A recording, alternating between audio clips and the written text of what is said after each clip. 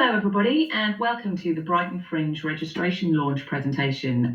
My name is Sarah French and I am the Artist and Venue Services Coordinator for Brighton Fringe. Hi everyone, I am Hannah Turk and I am the Office and Finance Administrator for Brighton Fringe. And me and Sarah will be talking you through this Brighton Fringe Registration Launch presentation. Fantastic. Yes, we actually launched last Wednesday, the 9th of October.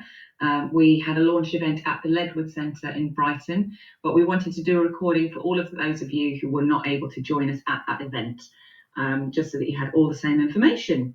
So let's get started. This year, or rather next year, 2025, Brighton Fringe is going to run from the 2nd of May to the 1st of June, which is, as always, the first Friday in May until the first Sunday in June. We are an open access festival, which means that absolutely anybody can apply and put on a show. We don't have any, we don't control who puts on a show, and we're open to everybody from any genre doing any kind of art that they wish to express. Anybody can be an artist, providing that they have a venue in place, that they've found to host that event, and that they've paid a registration fee to Brighton Fringe, but more on that later. We showcase events right across all 11 of our different genres. That is everything from dance and cabaret to spoken word to workshops, right through to theatre and family events as well. And most of all, comedy. I was going to say that in the next bit, yeah. Right, so here's our lovely little team who are there to help you at the other end of the phone and the email. We have Rich Watkins, our Artist and Venue Services Manager. That's me there, Sarah, and Hannah. Then beneath Hannah, we have Ben, our Box Office Manager, Vicky, our Development and Sales Manager, Amy, our Managing Director, and Duncan, our Executive Chair. We also have a brand new starter within the Artists and Venues team. We are a very select team, just of 3 people. And Megan McAvoy, in fact, only joined our team yesterday. She is so new that she doesn't even have a photograph, but she's settling in brilliantly, and she's going to be waiting to take your call, the other end of the phone or the email, and ready to help you get all set up for 2025. So let's start by reflecting a little bit on Brighton Fringe last year. We had 760 events that took place right across the city in 127 different venues. The majority of those events were comedy events, 348 in fact. I won't go through all these statistics because you can see them there, but just to give you a little indication of the different breakdowns and the different types of genre that we cover. 68,000 tickets were processed by the Brighton Fringe box office, the average price being £10.44, which is just slightly up from last year, and the average concession ticket price being £7.93. We do have some statistics from the year before. So for 2023, we had 880 events across 126 venues. So similar kind of scope that we had. We are still the largest arts festival in England, and we are the 3rd largest fringe in the world.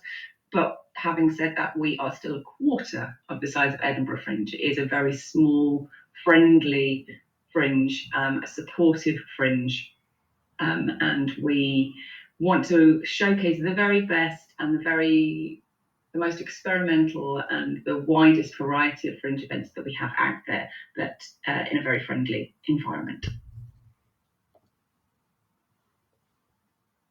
So for our artists, first of all, this is the timeline as it looks from where we are now. So as we said, we did this presentation last Wednesday, which was October the 9th. That was the day that we first opened for registration on Eventotron. So artists are now able to register their events, and venues are now able to register on Eventotron as well. So we have a lovely list, I think somewhere in the range of about 50 venues already registered there. And once you start your application on Eventotron, you will be able to see that full list of venues to see which will suit your show the best. So you can start your registration in Eventotron from now, and you can go back in and edit that as many times as you want to, so you don't have to think that you've got all the information ready to go. You don't have to do it all in one go. Just get started. And in an ideal world, try and do that before December the 2nd, which is our early bird deadline. So if you're able to complete your registration before December the 2nd, you will qualify for the early bird registration fee, which is 30% less than the standard registration fee after that date. Also, before December, we have your opportunity to really do your research and looking into the best venues and all the ways that you want to promote your show, really what the reasons are that you want to take part in Brighton Fringe, and how we're going to make it as successful for you as possible. And the more you interact with the team during that time, the better it's going to be, because we are going to be able to understand your motivations and what you need from us and how we can help you. Between December and February, confirm your venue then if you have not already done so, because you'll need to do that before you can complete and pay for your registration. And make sure that you get a contract with that venue, just so that everything is in place and you know what the expectations are on both sides. All the way through from now right until March, we will be running a series of online free workshops that we refer to as our Fringe Academies. We host regular sessions on a huge variety of topics that we'll go into in a bit more detail later on, but they are free and open to everybody, and we hope that they will cover every kind of topic that would be useful for you coming up to your Fringe show in May. After Christmas, between January and March, that's the time to really be focusing on your marketing, thinking about who your audience is, thinking about where you'll find them, and then creating a marketing plan, including printed materials for flyers, getting your posters printed, but also thinking about social media campaigns, what support you can get from your venue, if any, maybe thinking about collaborating with other artists, and just how you're going to make sure that everybody knows that yours is a show that they want to come to, so you can sell as many tickets as possible. The other thing that might help you with that, or might help you with a different area of that, is that between March and April is really the time to think about engaging with the press as well, making sure that you've got a press release if that's something that you're interested in doing, thinking about arts industry invitations, who are the people you want to be in your audience, and how are you going to get hold of them, and how are you going to entice them to come and see your show. Then in April, we're definitely getting closer and closer now to Fringe. You need to be thinking about the final checks. What are the last things on that registration form that you need to tick off before you're ready to do your show? And those are the things like making sure your insurance is in place, making sure that your PRS and PPL is all organised for any music that you're using in your show, and making sure, most importantly, that your bank details are correct, so that when it comes to that all-important time for us to pay you after the end of the festival, we're paying it into the right bank account. And then in May, of course, the big, exciting whole of May, we have Brighton Fringe. And then it's all hands on deck, and we will be here to support you as much as you need, as much as you want, to make it the best it can possibly be for you. Then in June and July, you can have a little lie down and a rest, and we will carry on the hard work in making sure that those settlements are all organised and paid out to you within 6 weeks of the end of the festival. So it says there June the 1st, but is it June the 1st or June the 2nd? I think it is June the 1st. So from 6 weeks from the end of the festival. Next up, my turn, registration fees. Yeah. We've slightly changed our registration fees for 2025 to make it a little bit more accessible, or hopefully even more accessible to people on their smaller scale. So this slide is probably, the best one to look at, which compares. On the right-hand side, we've got our registration fees from 2024 and 23. I think they were the same. And then on the left, we've got here the registration fees for 2025. So as you can see, we've slightly lifted the capacity, so you have more bang for your buck, as it were. And there's more categories in terms of event capacity. We just noticed that through the data of looking over the past 2 years that it seemed to be that actually it would be fairer slightly to split it up this way. So there's a variety of different registrations depending on your event. Again, if you have any questions about this, you can get in touch with the Take Part team.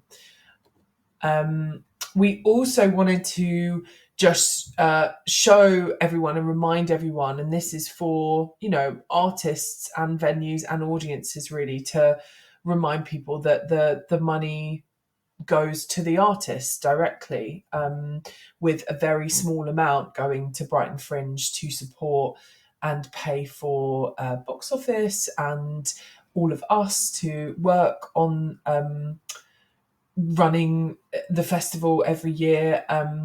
Also, this 40 pence for PPL PRS is the maximum possible charge if you have if you're using music in your event.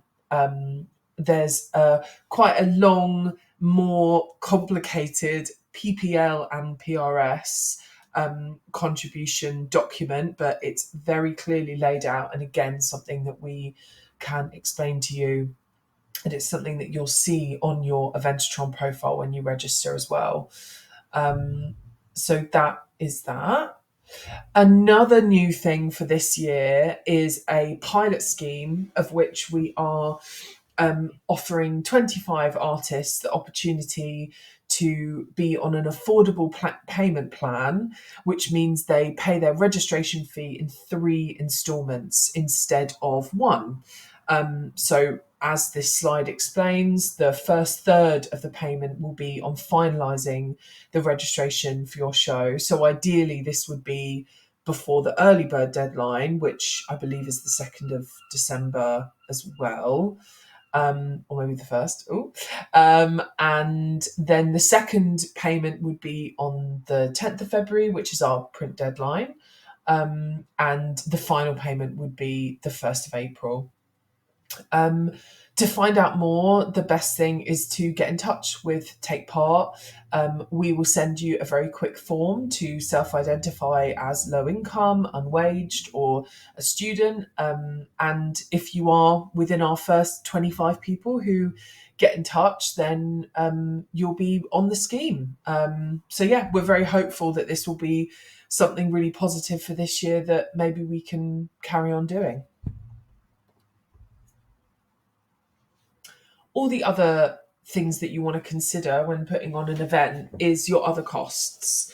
And so on top of your registration, you want to consider some of these aspects, and there might even be more depending on your show.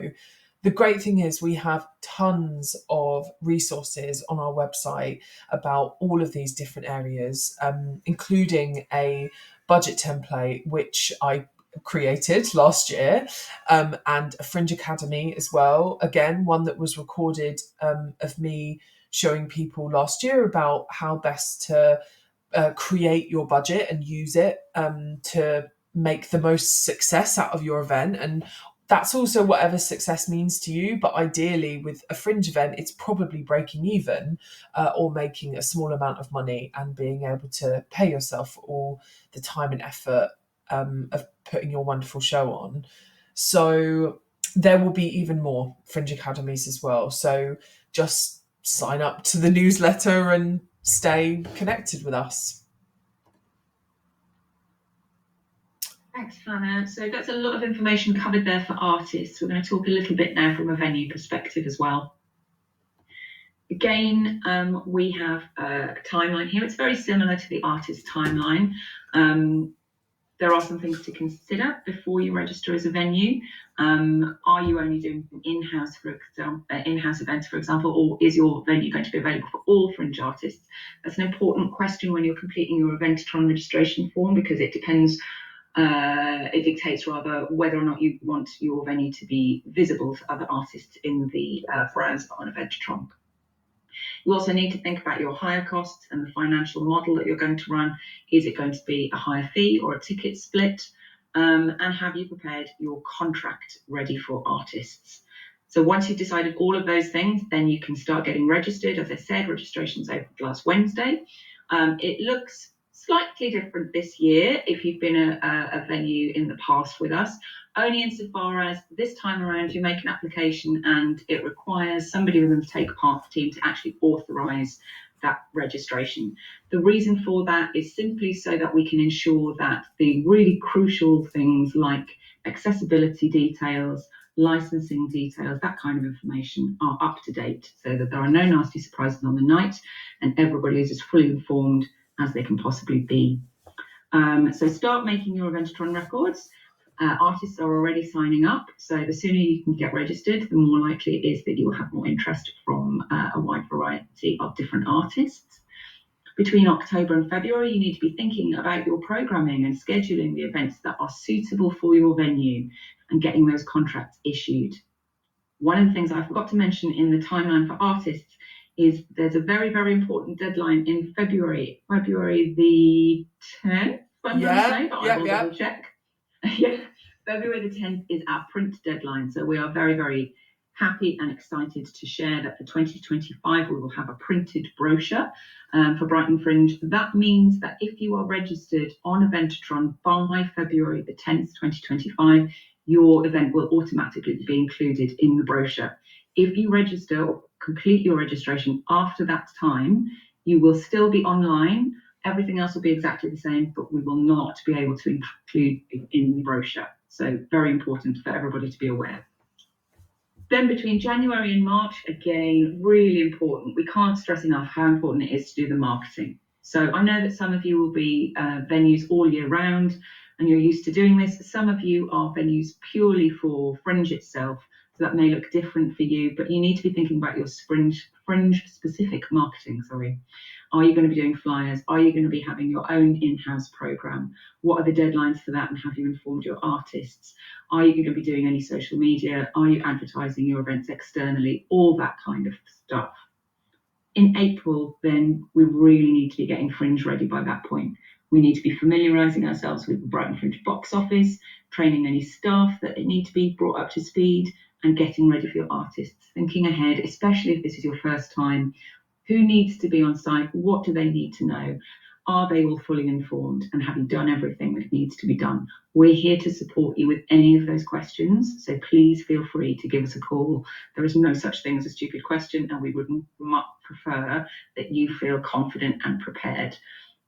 Then in April again, final checks, checking your insurance, checking any agreed settlement details with Brighton Fringe.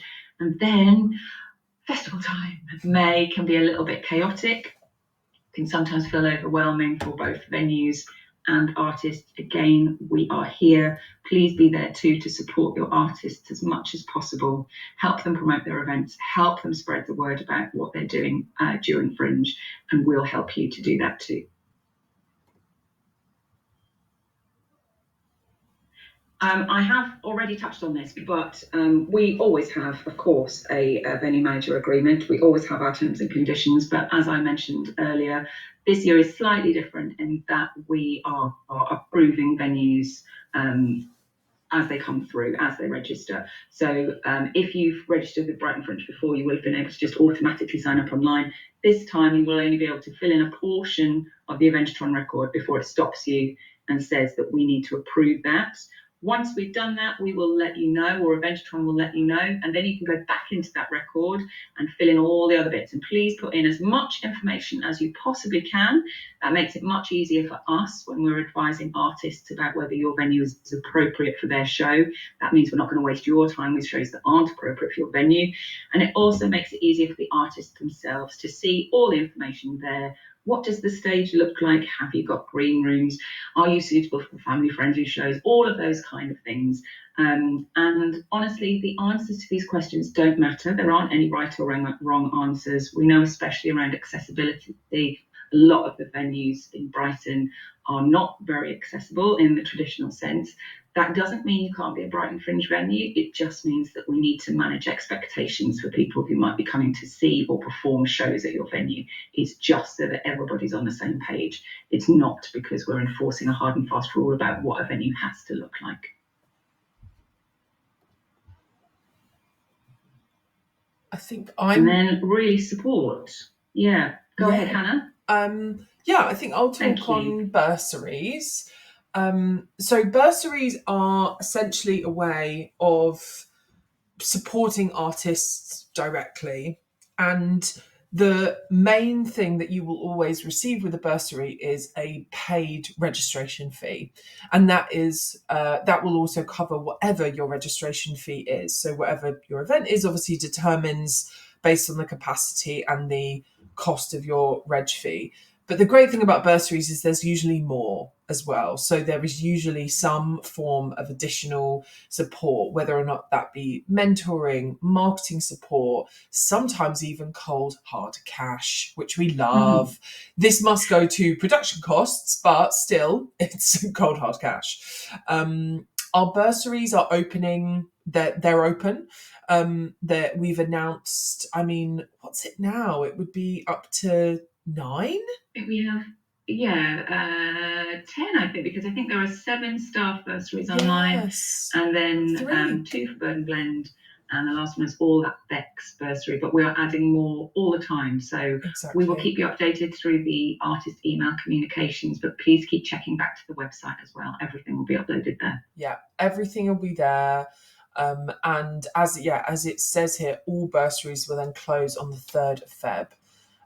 So I suppose the reality is some you'll have more time for and some you won't, but that's the way we're doing it this year and we're sticking to it. So yeah, keep an eye out. There, I will pause on this for a second, or you can pause on it on this video, and that should take you straight to our bursaries landing page. The next thing as well that we have touched on throughout is our Fringe Academy. Sarah, do you want to talk on this? Sure, yeah, we have touched on it already. So the Fringe Academies are really year long, and they are always free, and they are always online, so that and they're always recorded. So that means that you don't have to physically be able to watch at the time, because we know people are busy. So everything, all the Fringe Academies that we've done, I think for at least the last 3 years, are all on our website. So if you use that QR code, it will take you there, and you'll be able to see all of the previous Fringe Academies that have been uploaded to our YouTube page. We are working on a schedule for 2025, or rather the season 2024 to 25. So there will be Fringe Academies happening throughout this year as well. We will have press panel. I think we've got one coming up on accessibility, one for people for whom this will be their first Fringe. We're planning one for international performers, and all the specifics that come along with those different topics. So please keep checking back. Everything will be done as an Eventotron event, so that we can see who signed up for those events, but they will be free. We will keep you up to date with everything that's happening through our artist comms, so please make sure that you're signed up to the newsletter. And if you cannot access anything for any reason, or if you have additional questions and you weren't able to come to the session, please do feel free to get in touch with us. Oh yes, that's a really helpful page. These are some examples of previous Fringe Academies that we have done. This is all from the website. So those are all up and live now, if any of those would be of interest. And then, as I say, we'll have new and exciting topics coming throughout this year as well. And I should say it's not just us talking as well. We do get in actual verified specialists to talk about these things too. So you don't have to just listen to our voices all the time. We will get professionals in to talk about the various different areas, so that you know you're getting the right information. Registration, don't know if we've mentioned, registration is opened last Wednesday. Please go to eventotron.com. That's what the front page looks like. I am not a very techie person, and even I can use it, so don't be scared. But if you do have any concerns or problems or questions, that is what we're there for. So please feel free to drop us a line, or if as you're going through the form you think, I really don't recognise any of these venues and I don't know what's best for my show, we're there to help you with recommendations for that too. So don't be afraid to just drop us a line if you think we can help you with any of the registration process. Yeah, and lastly, just to reiterate again, those are our contact details. So the artists and venue services team Our email address is at the bottom there, takepart@brightonfringe.org. That is a shared inbox between myself, Rich, and our new assistant Megan. And then the Brighton Fringe box office email address, which is boxoffice@brightonfringe.org, for really more ticketing based inquiries. But if you're not sure who to contact, just contact one of us and we will make sure it's directed to the right person. We literally sit next to each other, so there's no worries if you're not sure who to get in touch with. We'll make sure that the most appropriate person is in place. Now, obviously, this isn't a live session, so we're not able to open up for questions. But if you feel that we have rushed anything, or you've got more questions about anything, or we've not covered a topic that you want more information on, there's loads and loads of information on the Brighton Fringe website, particularly under the Take Part section. There's a whole section dedicated to artists. There's a whole section dedicated to venue managers. There's a whole section on bursaries and fringe academies. But if you can't find what you're looking for there, please do feel free to get in touch and we will be more than happy to help you and to try and make Brighton Fringe 2025 the best one yet and the most enjoyable one for everybody. So thank you all for listening and hopefully we will see you in May, if not before. Thank you, everyone. And thank you, Sarah. And thank you, Hannah. Bye. Bye.